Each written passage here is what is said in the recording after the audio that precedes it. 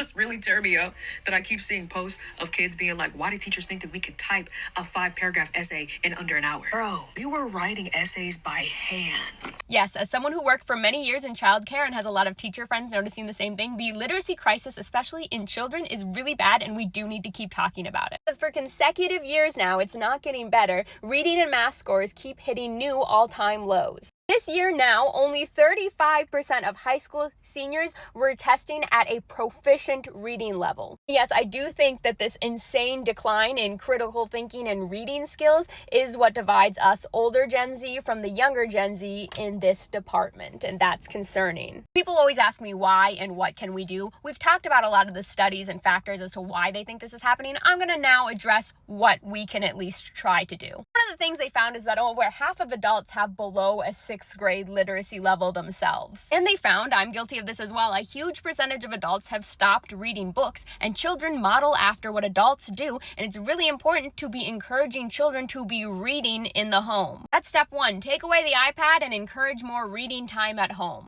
And here's step two, possibly even easier than that. Hang in here with me. I was homeschooled growing up by my mother. I was going through my box of childhood memories and photos recently and joking on my story because it finally hit me. Oh my gosh, the only toys my mom ever bought for us up till a certain age were toys that involved learning and critical thinking skills. Every year, the homeschool learning curriculum catalog would arrive, and she would let us highlight what toys we wanted for Christmas out of that, and I was brainwashed into critical thinking and becoming even further left than she is. So obviously all my followers and my stepsister more specifically asked for my nieces, what games and toys was she buying you?